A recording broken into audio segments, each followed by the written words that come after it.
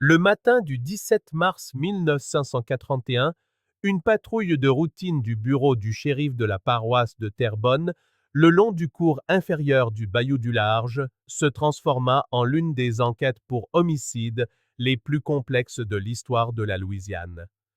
Ce que les adjoints découvrirent ce matin-là, 13 corps dispersés dans 3 camps de pêche et sur 2 navires ancrés dans le marais, serait finalement retracé jusqu'à un acte unique commis 6 semaines plus tôt, la coupe d'un filet de pêche d'une valeur d'environ 400 $. L'affaire qui s'ensuivit ne révéla pas une soudaine explosion de violence, mais un lent effondrement des structures communautaires qui avaient tenu bon pendant des générations. Elle exposa la fragilité des codes non écrits dans les lieux isolés, les conséquences du désespoir économique dans des secteurs dépourvus de filets de sécurité, et la manière dont l'orgueil et la peur peuvent transformer des voisins en ennemis lorsque le soutien institutionnel fait défaut. Ce n'est pas l'histoire de gens intrinsèquement violents. C'est l'histoire de ce qui arrive lorsque des individus ordinaires, liés par des attentes culturelles et piégés par les circonstances, croient n'avoir d'autre choix. La paroisse de Terrebonne s'étend dans les basses terres côtières du sud de la Louisiane, un paysage où la terre ferme cède progressivement la place aux marais, et où les marais se dissolvent dans le golfe du Mexique. Ici, la frontière entre la terre et l'eau n'est pas une ligne, mais une négociation, changeant au gré des marées, des saisons et des tempêtes. En 1981, les communautés disséminées le long des bayous qui sillonnent ce paysage existaient dans un état similaire de transition incertaine. Le Bayou du Large, l'un des dizaines de cours d'eau qui drainent le marais, s'écoule à peu près du nord au sud sur environ 29 kilomètres avant de se jeter dans la baie de Terrebonne. Le bayou lui-même est étroit par endroits, ne dépassant pas 15 mètres de large, et bordé de camps, de quais et de petites entreprises de pêche commerciale. Au début des années 1980, la plupart des constructions le long du Bayou du Large étaient simples. Des cabanes en bois sur pilotis, au toit de tôle, avec des porches grillagés et des hangars à bateaux. Certaines avaient l'électricité grâce à des générateurs. Rares étaient celles qui disposaient de lignes téléphoniques.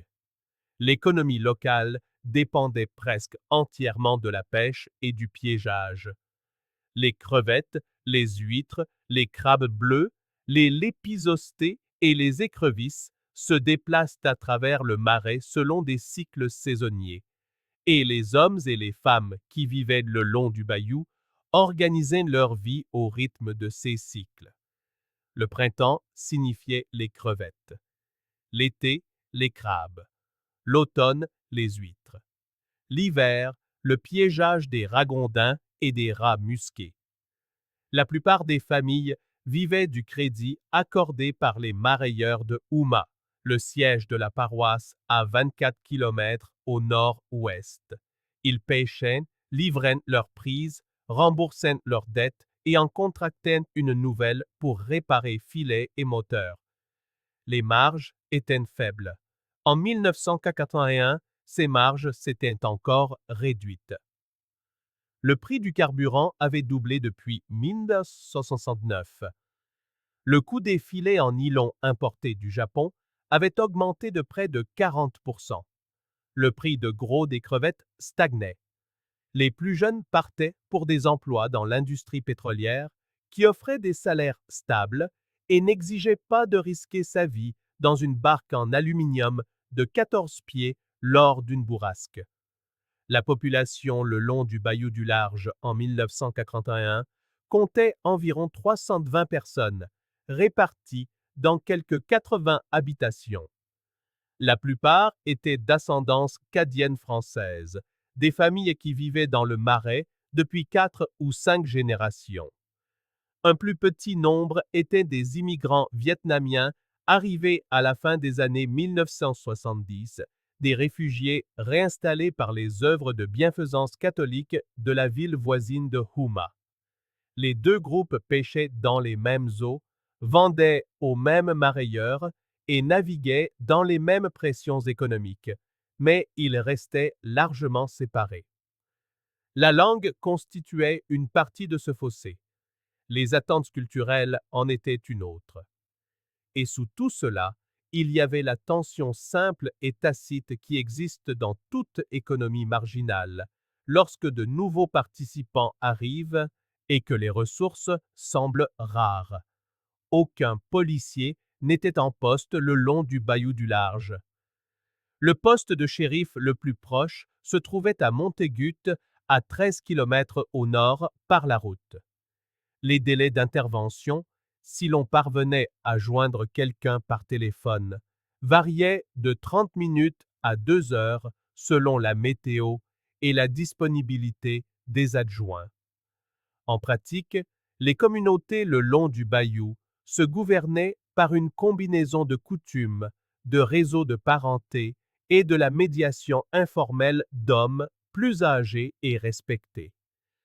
Ce système fonctionnait la plupart du temps, mais il reposait sur le fait que chacun comprenne et accepte les mêmes règles non écrites, et que ces règles soient appliquées par des personnes dotées d'une autorité morale suffisante pour que leur jugement soit respecté. À l'hiver 1981, ce système commença à se déliter. La famille Hébert exploitait les eaux autour du bayou du Large depuis au moins 4 générations. En 1981, le cœur de l'entreprise familiale était composé de 3 frères. Raymond, 47 ans, Alcide, 43 ans, et Paul, 39 ans. Raymond, l'aîné, possédait une barque en bois de 22 pieds avec un moteur diesel inboard et un petit camp sur la rive est du bayou, à environ 5 km au sud du pont de la route 315. Alcide et Paul vivaient avec leur famille dans des camps adjacents, 1,5 km plus au sud. Les 3 frères utilisaient des chaluts, des filets en forme de cône traînés derrière les bateaux pour attraper des crevettes dans le labyrinthe de baies et de chenaux peu profonds à l'est du bayou. Ceux qui connaissaient Raymond Hébert le décrivaient comme un homme calme, méthodique et prudent dans ses jugements. Il avait servi 2 ans dans l'armée pendant la guerre de Corée et était retourné au bayou sans beaucoup commenter ce qu'il avait vu. Il assistait irrégulièrement à la messe à l'église Notre-Dame du Très-Saint-Rosaire à Houma et était connu pour accorder de petits prêts à d'autres pêcheurs quand ils étaient à court d'argent au quai de ravitaillement. Sa femme, Loretta, était décédée d'un cancer en 1978. Il avait 2 fils adultes, dont aucun ne travaillait sur l'eau. Alcide, le frère du milieu, était plus instable. Il avait été arrêté 2 fois dans les années 1970, une fois pour trouble à l'ordre public après une bagarre devant un bar à Chauvin et une autre pour conduite en état d'ivresse. Les 2 affaires s'étaient soldées par des amendes. Les gens qui travaillaient près de lui décrivaient un homme qui pouvait être généreux et drôle un jour, maussade et rancunier le lendemain. Il buvait plus que ses frères, surtout après la chute du prix des crevettes. Paul, le plus jeune, était plus calme qu'Alcide, mais partageait la frustration de son frère aîné face à la situation économique. Il avait essayé de travailler sur une plateforme pétrolière en 1969 et avait tenu 5 mois avant de retourner au bayou, apparemment parce qu'il ne supportait pas d'être loin de l'eau. Il avait 3 enfants, tous âgés de moins de 10 ans. Les frères Hébert n'étaient pas riches, mais ils étaient établis. Ils comprenaient les voies navigables. Ils savaient où poser les filets, quand les déplacer et comment lire les marées. Ils avaient des relations avec des acheteurs qui prenaient leur prise même lorsque la qualité était médiocre. Dans l'écologie sociale du Bayou du Large, ils occupaient une position de compétence modeste mais reconnue. À 6 kilomètres au sud des camps des Hébert, près de l'endroit où le Bayou du Large s'élargissait en approchant de la baie de Terrebonne, un groupe de familles vietnamiennes avait établi une petite coopérative de pêche à la fin de 1969. La coopérative se composait de 7 foyers, soit 31 personnes au total, dont la plupart étaient arrivées en Louisiane entre 1978 et 1980 après avoir séjourné dans des centres de traitement pour réfugiés en Californie et en Arkansas. La figure organisatrice de cette communauté était un homme nommé Nguyen Van Thao, âgé de 52 ans en 1941. Nguyen avait été un fonctionnaire de rang intermédiaire des pêcheries au Sud-Vietnam avant 1975, responsable de la gestion des licences de coopératives dans le delta du Mékong. Après la chute de Saigon, il passa 3 ans dans un camp de rééducation avant de s'échapper par bateau en 1968. Il arriva aux États-Unis avec sa femme, sa mère âgée, 2 de ses 4 enfants et un ensemble de compétences qui se transposaient mal à l'économie américaine. Il parlait un anglais limité. Ses diplômes n'étaient pas reconnus, mais il connaissait la pêche. Les services sociaux catholiques de Houma avaient aidé le groupe à obtenir un bail sur une parcelle de terre marginale le long du bayou et leur avaient fourni un petit prêt pour l'équipement. Les familles construisirent des camps, achetèrent des bateaux d'occasion et commencèrent à travailler sur l'eau. Elles opéraient avec des marges encore plus faibles que celles des frères Hébert, car elles n'avaient pas de relation établie avec les acheteurs et apprenaient encore la géographie du marais. Mais elles travaillaient de longues heures, mettaient leurs ressources en commun efficacement et commencèrent lentement à s'établir. Les 2 groupes, les frères Hébert et la coopérative vietnamienne, n'eurent presque aucun contact direct la première année. Ils pêchaient dans des zones différentes, vendaient à des acheteurs différents et vivaient assez loin les uns des autres pour que leurs routines quotidiennes ne se croisent pas. Les rencontres occasionnelles au quai de ravitaillement de Montaigut étaient brèves et polies. Mais à mesure que les zones de pêche à la crevette plus proches du rivage devenaient surexploitées et que les coûts de carburant rendaient des trajets plus lointains dans le golfe onéreux, les 2 groupes commencèrent à travailler dans le même ensemble de baies et de chenaux à l'est du Bayou du Large.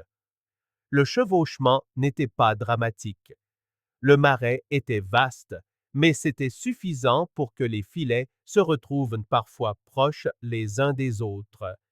Et dans un secteur où l'emplacement pouvait faire la différence entre une cale pleine et une cale vide, la proximité engendrait le malaise. Le soir du 4 février 1981, Raymond Hébert posa un trémaille, un filet maillant à 3 couches utilisé pour attraper poissons et crabes, dans un chenal étroit connu localement sous le nom de Flat Lake, à environ 3 kilomètres à l'est de son camp. Il posa le filet au crépuscule, marqua l'emplacement avec une bouée rouge et retourna à son camp pour la nuit. Son plan était de récupérer le filet l'après-midi suivant. Les trémailles sont chères. Un bon filet, bien entretenu, coûte entre 300 et 400 dollars et représente une part importante du capital de travail d'un pêcheur. Les filets sont aussi des sortes de marqueurs territoriaux. Poser un filet à un endroit particulier communique par la coutume que vous travaillez cette zone et que vous attendez des autres qu'ils respectent de votre droit pour la durée de la pause. Le matin du 5 février, 2 hommes de la coopérative vietnamienne, Nguyen Van Thao et un homme plus jeune nommé Tran Minh Duc, âgé de 26 ans, travaillaient dans la même zone à bord d'une petite barque en aluminium. Selon des déclarations ultérieures, ils tombèrent sur le filet de Hébert vers midi. Le filet était tendu en travers d'un chenal qu'ils avaient l'intention d'exploiter. Il n'y eut aucune communication directe entre les deux hommes et Hébert, qui n'était pas présent. Ce qui se passa ensuite est un point de litige majeur, et la vérité n'a jamais été pleinement établie. Ce que l'on sait, c'est que lorsque Raymond Hébert retourna récupérer son filet cet après-midi-là, il le trouva coupé, non pas déchiré par des débris ou un animal, mais nettement sectionné en deux endroits sur une longueur d'environ 18 mètres de filet. La partie centrale avait disparu. Les portions restantes étaient toujours attachées à la ligne de la bouée et au poids de l'ancre, mais le filet était hors d'usage. Hébert ramena ce qui restait du filet dans son bateau et retourna à son camp. Ce soir-là, il parla avec ses frères. Selon le témoignage ultérieur d'Alcide, Raymond n'était pas visiblement en colère, mais il était clair sur ce qu'il croyait s'être passé. Il avait vu la barque vietnamienne dans la région plus tôt ce jour-là, dit-il. Personne d'autre n'avait travaillé à Flat Lake. La coupe était délibérée. Les frères discutèrent de leurs options. Le filet représentait une perte qu'ils ne pouvaient pas facilement absorber, pas avec le prix du carburant et la saison des crevettes de printemps encore à 6 semaines. Raymond voulait confronter directement Nguyen Van Tao et exiger réparation. Alcide était d'avis d'aller au poste de shérif de Montaigut. Paul suggéra de parler d'abord à un pêcheur plus âgé, Félix Thériault, connu pour être un bon médiateur dans les disputes. Ils ne firent rien de tout cela immédiatement. Au lieu de cela, Raymond décida d'attendre pour voir si quelqu'un se manifesterait ou offrirait une explication. Dans les communautés où tout le monde se connaît, les nouvelles voyagent vite. Si les pêcheurs vietnamiens avaient coupé le filet, raisonna-t-il, quelqu'un le mentionnerait. Quelqu'un le reconnaîtrait. Personne ne le fit. Le silence qui suivit la coupe du filet de Raymond Hébert n'était pas neutre. Dans l'économie sociale du Bayou du Large, le silence était lourd de sens. Il suggérait soit l'ignorance de l'offense, soit l'indifférence à son égard. L'une ou l'autre interprétation était troublante. Raymond Hébert ne confronta pas Nguyen Van Tao dans les jours qui suivirent l'incident, mais il parla à d'autres pêcheurs. En une semaine, la plupart des familles cadiennes le long du Haut-Bayou savaient que le filet de Hébert avait été coupé et qu'ils soupçonnaient la coopérative vietnamienne. L'histoire fut répétée, légèrement embellie et absorbée dans le récit existant que certains avaient sur les nouveaux arrivants, qu'ils ne comprenaient pas les règles, qu'ils prenaient plus que leur part, qu'ils perturbaient un équilibre qui avait fonctionné pendant des générations. Rien de tout cela ne fut dit à voix haute ou publiquement. Cela circulait comme les griefs circulent dans les petites communautés, autour d'un café au quai de ravitaillement, dans les conversations sur les porches après la tombée de la nuit, dans des remarques désinvoltes qui portaient plus de poids que leur ton ne le suggérait. Pendant ce temps, Nguyen Van Tao et la coopérative vietnamienne continuaient de travailler sur l'eau. S'ils étaient au courant de l'accusation, ils n'en montrèrent aucun signe. Tran Minh Duc, qui était avec Nguyen dans le bateau ce jour-là, déclara plus tard qu'ils avaient vu le trémail, mais ne l'avaient pas touché. Ils avaient travaillé autour et étaient passés à autre chose. L'implication, bien qu'il ne l'ait pas dit directement, était que quelqu'un d'autre aurait pu couper le filet ou qu'il avait été endommagé par des débris. Cette explication, lorsqu'elle parvint finalement aux frères Hébert, ne fut pas acceptée. La logique était simple. Ils avaient été les seuls dans la région et la coupe était trop nette pour être accidentelle. À la mi-février, la tension n'était plus abstraite. Le 18 février, Alcide Hébert rencontra deux hommes de la coopérative vietnamienne au quai de ravitaillement de Montaigut. L'échange fut bref. Alcide fit un commentaire, dont les mots exacts furent contestés plus tard, sur les gens qui ne respectaient pas la propriété d'autrui. L'un des Vietnamiens répondit dans un anglais limité qu'il n'avait rien fait de mal. Alcide s'éloigna, mais pas avant de dire quelque chose qui fut interprété par ceux qui l'entendirent comme une menace. Le gérant du quai, un homme nommé Claude Bergeron, déclara plus tard aux enquêteurs qu'il avait envisagé d'intervenir mais avait décidé de ne pas le faire. Il décrivit l'échange comme tendu, mais pas physique. Il dit qu'Alcide semblait chercher la confrontation, mais que les Vietnamiens avaient simplement payé leur carburant et étaient partis. 2 jours plus tard, quelqu'un creva les pneus d'un camion appartenant à l'une des familles vietnamiennes. Le camion était garé près du camp principal de la coopérative. Les dégâts furent découverts le matin. Il n'y avait aucun témoin et personne ne revendiqua la responsabilité. Nguyen Van Tao signala l'incident par téléphone au bureau du shérif de la paroisse de Terrebonne.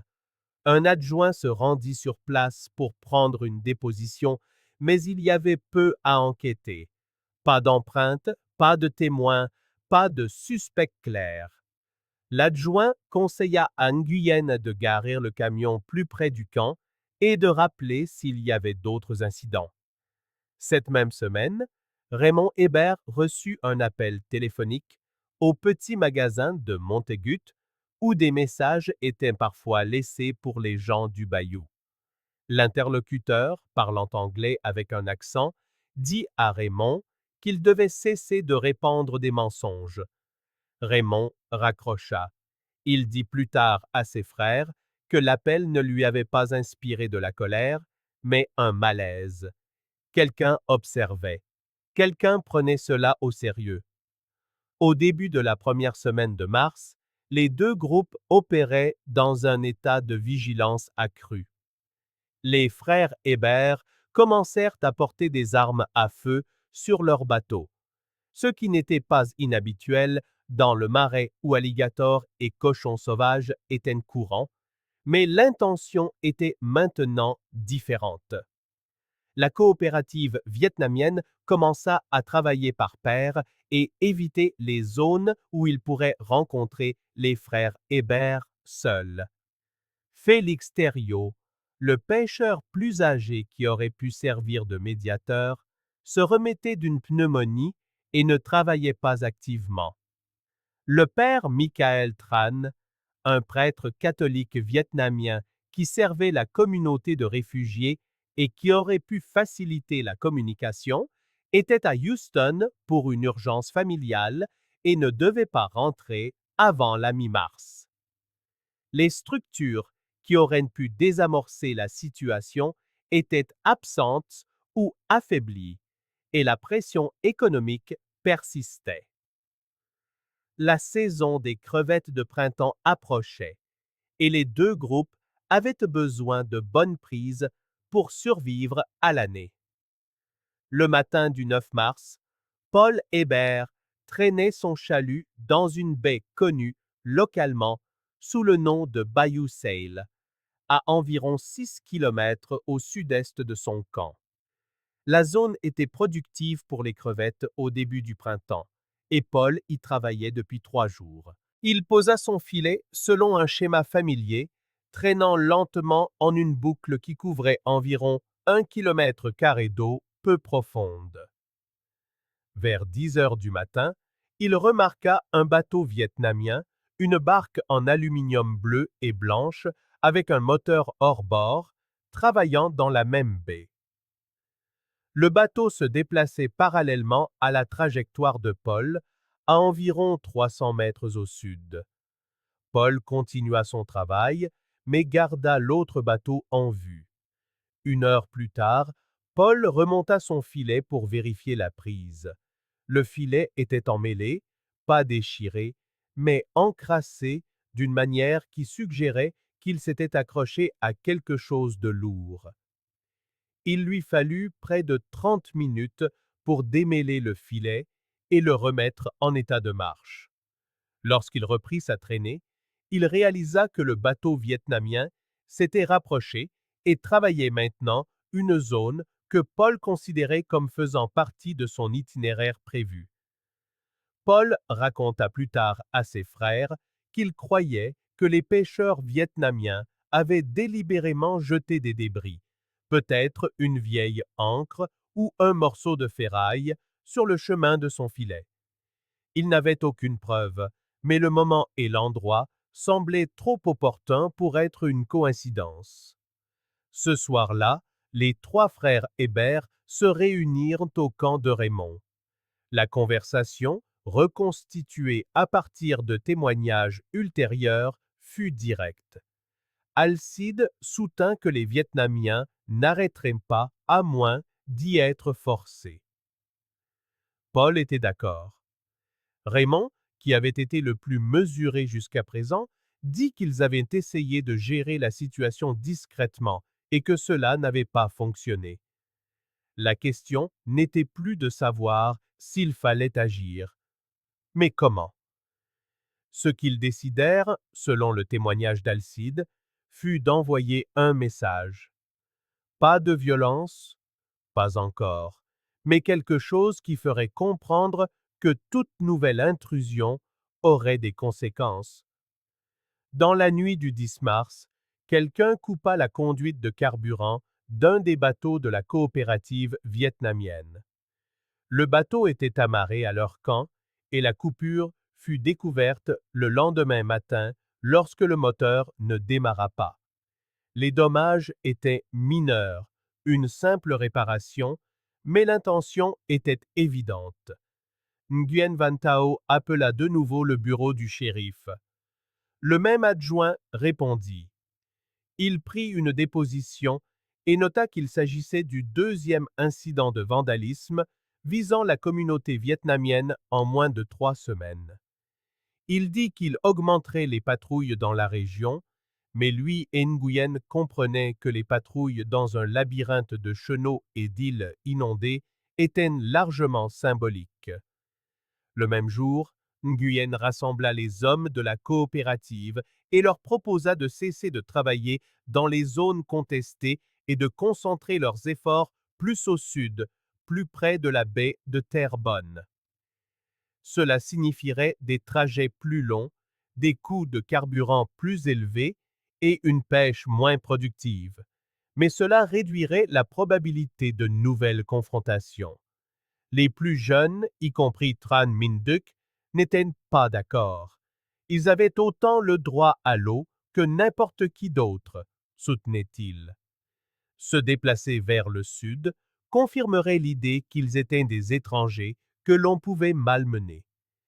Ils avaient déjà fui un pays. Ils n'allaient pas se laisser chasser d'un autre. Nguyen ne passa pas outre leur avis, mais il les exhorta à la prudence. Quoi qu'il arrive ensuite, dit-il, ils devaient rester ensemble et éviter d'être seuls sur l'eau. Pendant 2 jours, une trêve précaire se maintint. Les deux groupes continuèrent à pêcher, mais ils travaillaient à des heures différentes et évitaient les rencontres directes. Pour certains des personnes impliquées, la situation semblait pouvoir se dissiper progressivement si tout le monde gardait ses distances. Elle ne se dissipa pas. L'après-midi du 13 mars, un vendredi, Raymond Hébert travaillait seul près de l'embouchure du bayou du Large, là où celui-ci se jette dans la baie de Terrebonne. Le temps était clair, l'eau calme. Il traînait un chalut, pêchant la crevette dans des eaux de 2 à 3 mètres de profondeur. Vers 14h30, il vit 2 bateaux approcher par le sud. Tandis qu'ils se rapprochaient, il les reconnut comme appartenant à la coopérative vietnamienne. L'un était le skiff bleu et blanc que Paul avait croisé plus tôt dans la semaine. L'autre était un bateau en bois plus grand, d'environ 5,50 mètres, équipé d'un moteur inboard. Il y avait 4 hommes au total, 2 par embarcation.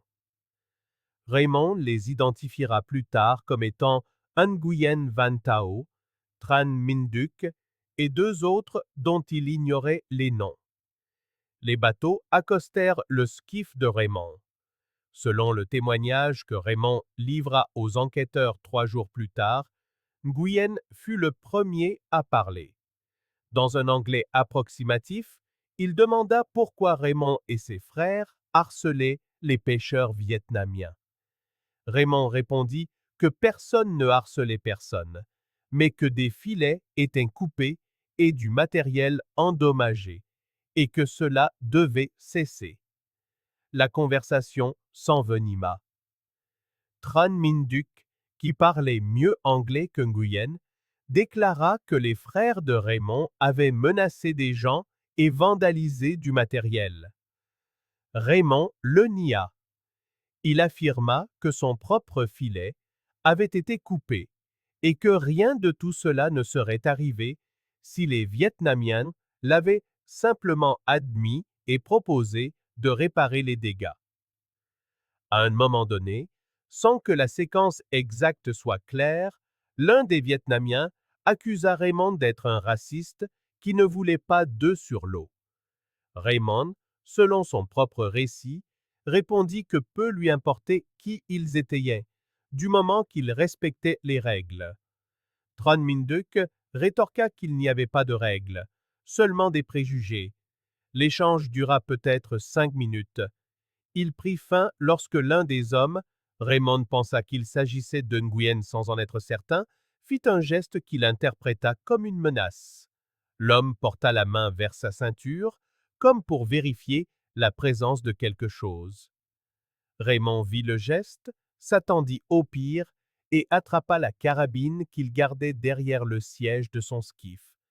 Il ne la pointa sur personne. Il se contenta de la soulever pour qu'elle soit visible, posée en travers de ses genoux. Les Vietnamiens virent l'arme. Ils ne dirent plus un mot. Les 2 bateaux s'éloignèrent et mirent le cap au sud. Raymond retourna à son camp et raconta à ses frères ce qui s'était passé. Tandis que le soleil se couchait, les 3 hommes s'assirent sur le porche de Raymond et discutèrent de la suite des événements. Ils convinrent que la situation était allée trop loin. Quelqu'un devait intervenir.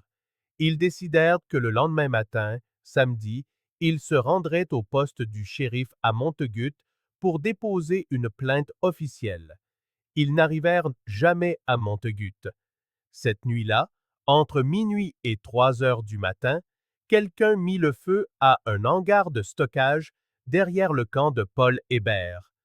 Le hangar contenait des bidons d'essence, des filets, des outils et un petit moteur hors bord. Le feu se propagea rapidement, mais fut éteint avant d'atteindre le camp principal. Cependant, le hangar et son contenu furent détruits. Les dégâts furent estimés à 1200 $. Paul fut réveillé par le bruit de l'incendie et parvint à l'éteindre avec un tuyau d'arrosage et l'eau du bayou. Mais lorsqu'il maîtrisa les flammes, il ne restait plus grand-chose à sauver. Il appela ses frères. À l'aube, tous 3 se tenaient au milieu des cendres du hangar, essayant de comprendre ce qui venait de se passer. Aucune preuve directe ne reliait l'incendie à quiconque, mais les frères Hébert n'avaient aucun doute sur l'identité des responsables. Le moment choisi, quelques heures seulement après la confrontation de Raymond sur l'eau, semblait ne laisser aucune place au doute. Ce matin-là, Alcide Hébert se rendit à Montegut et acheta 4 boîtes de cartouches de fusil de chasse et une caisse de munitions de carabine dans un magasin d'articles de sport. Le vendeur qui lui fournit les munitions déclara plus tard aux enquêteurs qu'Alcide semblait calme, mais qu'il avait fait une remarque sur la nécessité de protéger ses biens. À la mi-journée du samedi, les trois frères avaient chargé des armes à feu sur leur bateau. Raymond avait une carabine à levier de sous-garde 30-30. Alcide avait un fusil à pompe de calibre 12. Paul avait une carabine .22 et un revolver. Aucun d'eux ne se rendit au bureau du shérif. Ce qui se passa l'après-midi du 14 mars 1981 fut principalement reconstitué à partir des preuves matérielles, des analyses balistiques et du témoignage de deux survivants. Il n'existe aucun récit complet et cohérent, car ceux qui auraient pu en fournir un sont morts. Ce qui suit est la version des faits que les enquêteurs ont jugée la plus conforme aux preuves. Vers 15h15, les trois frères Hébert quittèrent leur camp dans des bateaux séparés et mirent le cap au sud, le long du bayou du Large, en direction de la zone où se trouvait le camp principal de la coopérative vietnamienne. Selon un témoin, un pêcheur nommé Léon Guidry, qui vit passer les bateaux depuis son quai, les trois hommes semblaient être armés. Les frères ne se dirigèrent pas directement vers le camp vietnamien. Ils s'arrêtèrent à environ 1 kilomètre au nord du camp, là où le bayou s'élargissait et où plusieurs chenaux partaient dans les marais. Ils semblaient attendre. Vers 15h45, deux bateaux de la coopérative vietnamienne remontèrent le bayou par le sud. Ils revenaient d'une journée de pêche. L'un transportait Nguyen Van Thao et deux autres hommes. Le second transportait Tran Minh Duc et un autre homme. Lorsque les bateaux vietnamiens atteignirent le point où les frères Hébert attendaient, ces derniers manœuvrèrent pour leur bloquer le passage. À cet endroit, le bayou était suffisamment étroit pour qu'il soit difficile pour les bateaux vietnamiens de passer sans frôler ceux des Hébert. La confrontation fut d'abord verbale. Alcide Hébert cria quelque chose à propos de l'incendie. Nguyen Van Thao répondit, mais ses paroles furent indistinctes. Il y eut un désaccord sur les responsabilités de chacun et des accusations fusèrent des deux côtés. À un moment donné, dans les 60 secondes qui suivirent, quelqu'un ouvrit le feu. On ne sait pas avec certitude qui a tiré le premier. Raymond Hébert affirmera plus tard qu'un des Vietnamiens avait tenté de saisir quelque chose et qu'il avait répliqué par un tir de sommation dans l'eau. Un survivant des bateaux vietnamiens déclarera plus tard qu'Alcide avait tiré le premier, visant directement leur embarcation. Ce qui est certain, c'est qu'une fois le premier coup de feu parti, la situation dégénéra rapidement. Plusieurs armes firent feu au cours des 2 ou 3 minutes suivantes. Fusils à pompe, carabines, armes de poing.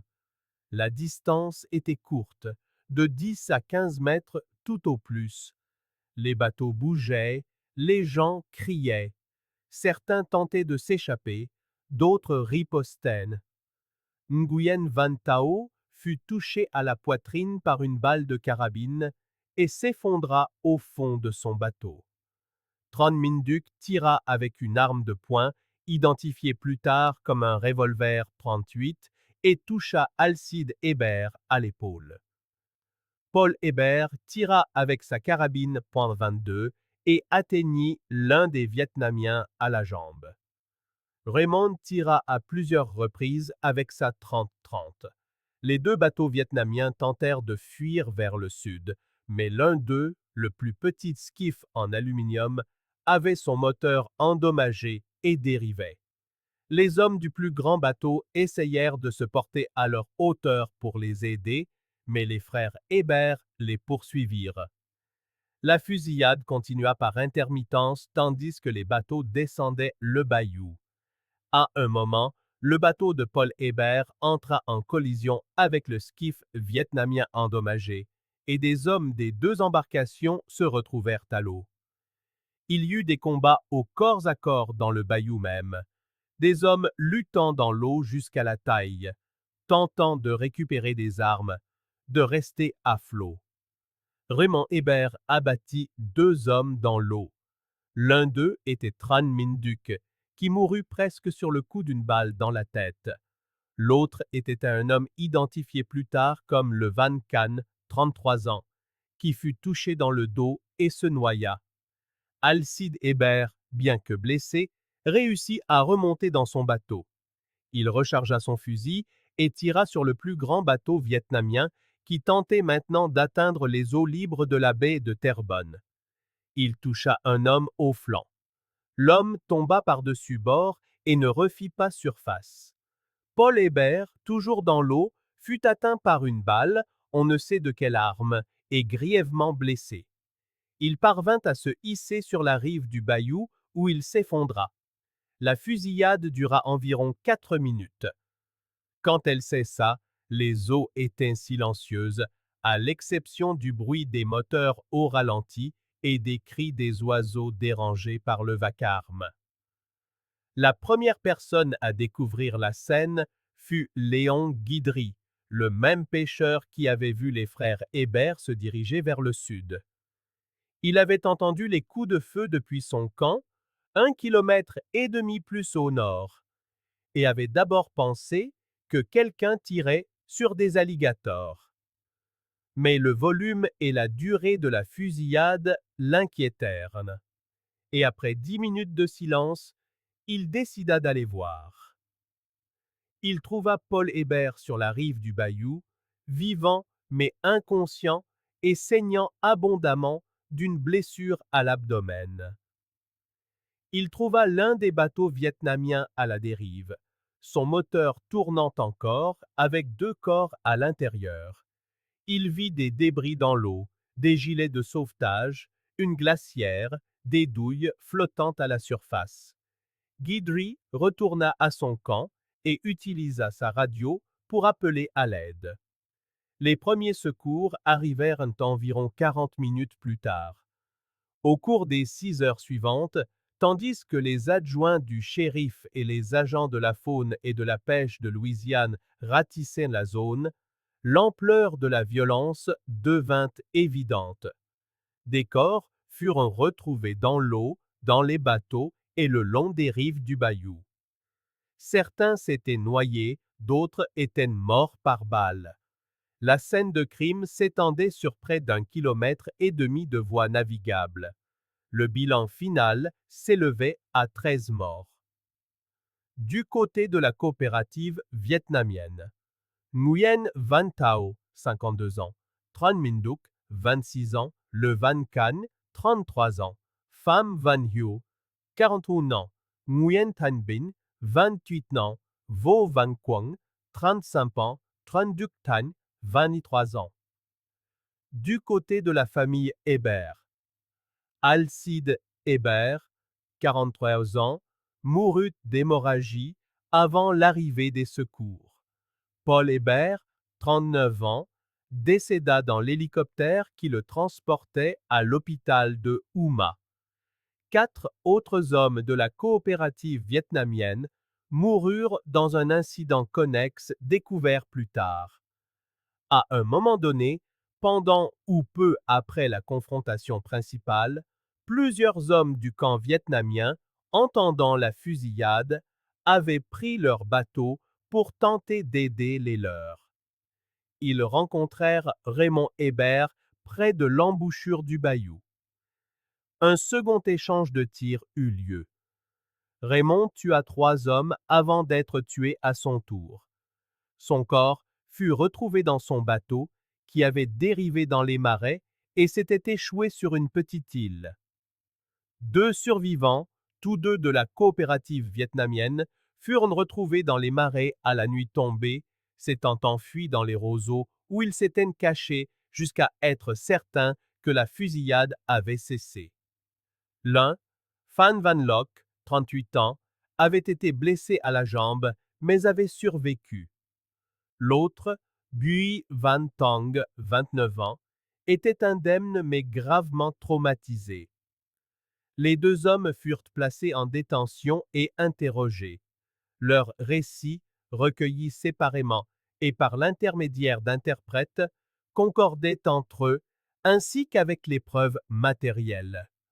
Ils décrivirent une confrontation qui avait commencé par des mots et avait dégénéré en violence en quelques secondes. Tous deux déclarèrent ne pas savoir qui avait tiré le premier, mais qu'une fois les tirs commencés, ils n'avaient pas cessé jusqu'à ce que la plupart des hommes soient morts. Le bureau du shérif de la paroisse de Terrebonne, avec l'aide de la police d'État de Louisiane et du FBI, lança une enquête conjointe.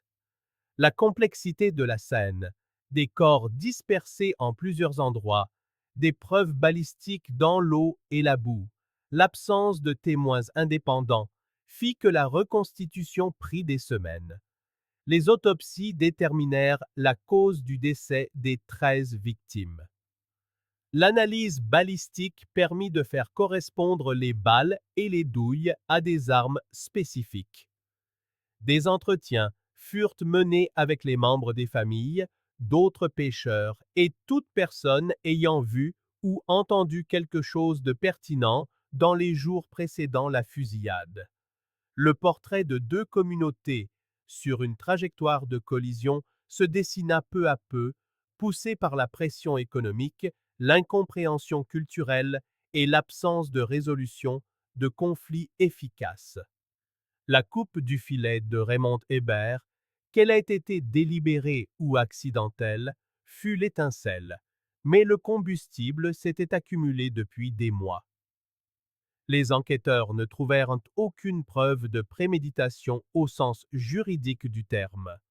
Aucun des hommes impliqués n'avait explicitement prévu de tuer qui que ce soit, mais ils s'étaient armés, ils avaient cherché la confrontation et ils avaient répondu à des menaces perçues par une force létale. La question de savoir qui a tiré le premier ne fut jamais résolue de manière définitive. Les deux survivants affirmèrent ne pas en être certains. Les preuves matérielles n'étaient pas concluantes. Ce qui était clair, c'est qu'une fois la fusillade commencée, elle était devenue un échange chaotique et réciproque au cours duquel plusieurs personnes avaient pris la décision de continuer à tirer. Les procédures judiciaires furent compliquées par le fait que la plupart des protagonistes étaient morts.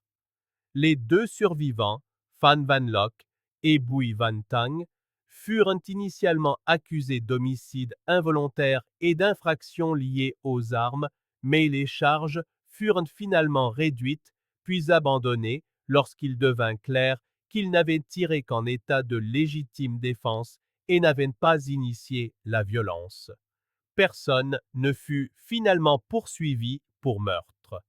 Le bureau du procureur détermina que les preuves disponibles ne permettaient pas d'étayer des accusations pouvant être prouvées au-delà de tout doute raisonnable. L'affaire fut officiellement classée comme une confrontation mutuelle ayant entraîné de multiples homicides.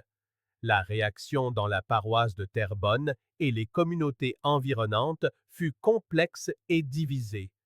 Parmi les familles de pêcheurs cadiens, il y avait un mélange d'horreur et de justification défensive. Certains soutenaient que les frères Hébert avaient protégé leurs moyens de subsistance et que la communauté vietnamienne empiétait sur leur territoire. D'autres disaient que rien, ni un filet, ni une insulte, ni un bien matériel, ne valait 13 vies. Au sein de la communauté vietnamienne, la réponse fut le deuil, la colère et la peur. 7 hommes étaient morts, y compris le chef de la coopérative. Des familles étaient brisées. Les survivants se demandaient s'il fallait rester en Louisiane ou déménager. Certains partirent en quelques semaines. D'autres restèrent, déterminés à ne pas se laisser chasser. Le père Michael Tran, Le prêtre qui avait été absent pendant les semaines critiques revint et trouva sa communauté en deuil et fracturée. Il célébra les funérailles et tenta de faciliter le dialogue avec l'ensemble de la communauté. Mais les blessures étaient trop vives. La confiance avait été détruite. Le journal local, le Houma Courrier, publia une série d'articles examinant les événements et leurs causes profondes. La couverture médiatique fut prudente, consciente que tout parti pris perçu risquait d'enflammer davantage les tensions. Les éditoriaux appelaient à une meilleure communication, à une présence policière plus proactive dans les zones isolées et à un soutien économique qui pourrait réduire le désespoir ayant contribué à la violence. Quelques réunions communautaires furent organisées dans les mois qui suivirent les tueries. La participation fut faible. Les gens étaient fatigués, en deuil et ne savaient que dire.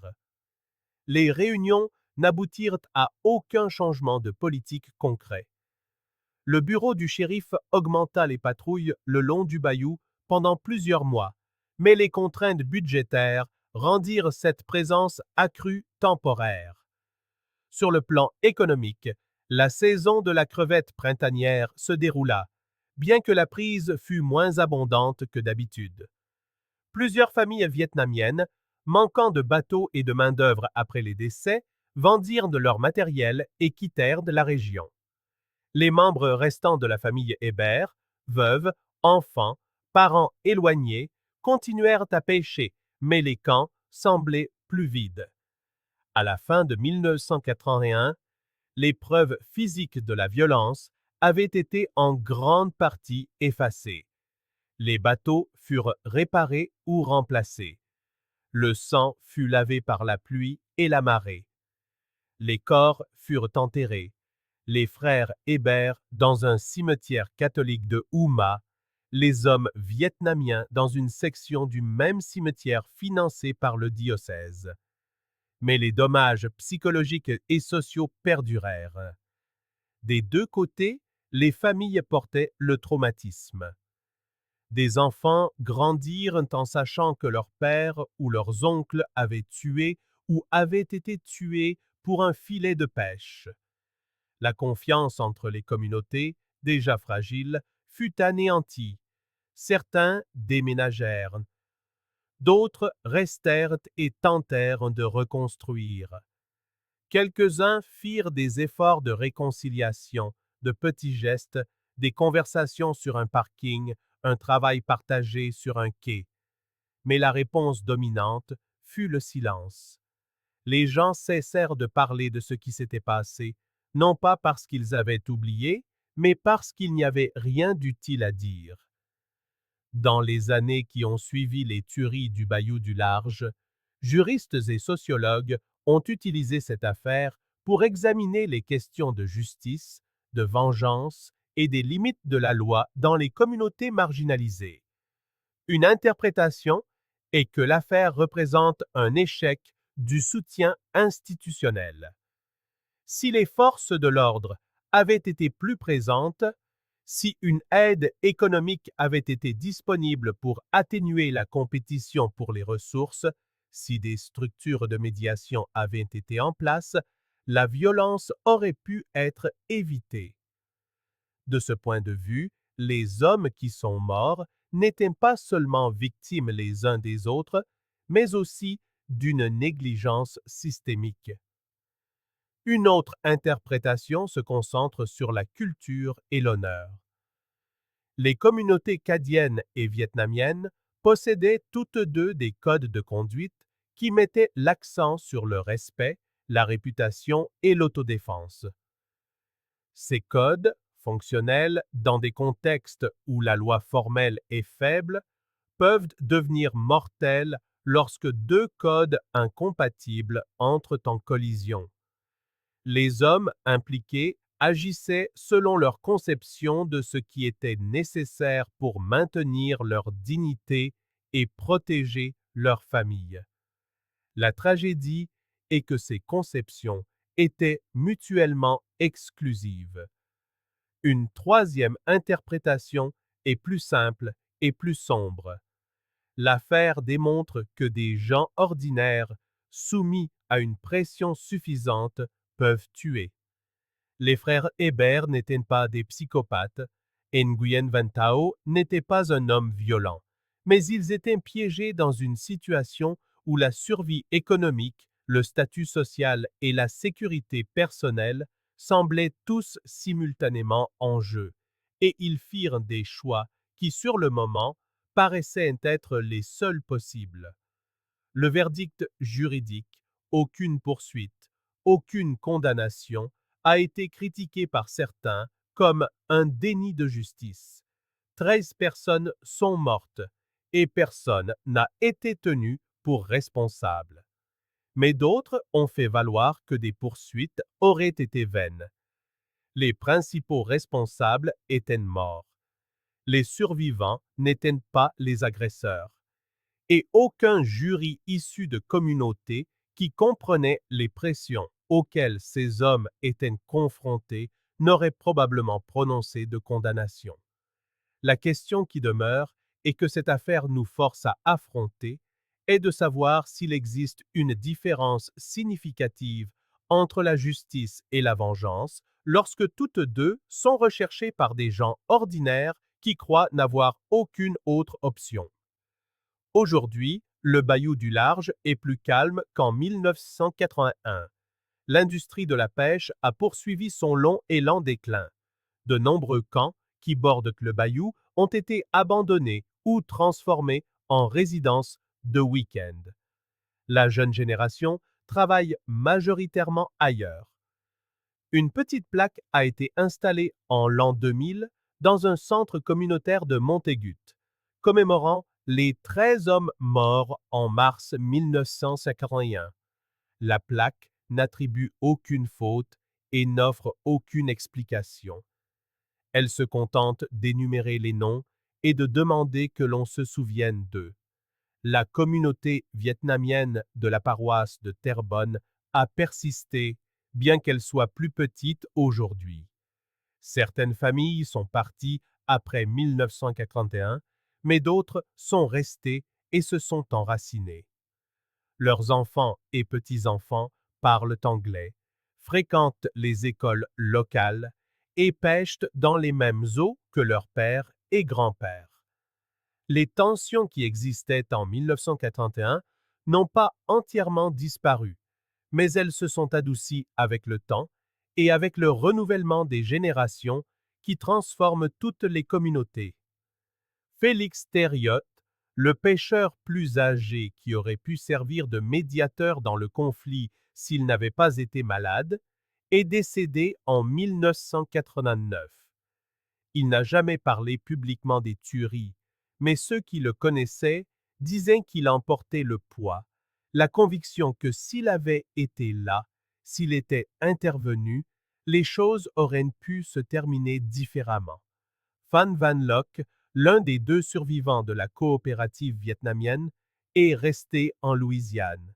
Il s'est remarié, a eu des enfants et a continué à pêcher. Dans une rare interview accordée en 1995, il a dit qu'il rêvait encore du jour de la fusillade. Il a dit qu'il comprenait pourquoi les frères Hébert avaient été en colère, mais que la colère ne justifiait pas le meurtre. Il a dit qu'il avait perdu des amis et que cette perte n'avait jamais cessé de le faire souffrir. La famille Hébert se retira en grande partie de la vie publique. Les veuves d'Alcide et de Paul vendirent les camps et s'installèrent à Houma. Les fils de Raymond, qui n'avaient jamais été pêcheurs, se tinrent désormais à l'écart de l'eau. Le nom familial, autrefois synonyme de compétence et d'autorité discrète, devint indissociable de la tragédie. Au final, on ne se souvient pas des tueries de Bayou du Large comme d'une histoire de héros et de méchants, mais comme celle de gens ordinaires, pris au piège de circonstances qui les dépassaient. Ils firent des choix qui semblaient rationnels sur l'instant. Défendre leurs biens, protéger leur honneur, répondre à la menace. Mais ces choix déclenchèrent une cascade de conséquences irréversibles. Cette affaire nous interroge sur ce que nous aurions fait, confrontés à la même pression. Elle nous demande si le désespoir peut justifier la violence ou s'il existe toujours une autre solution.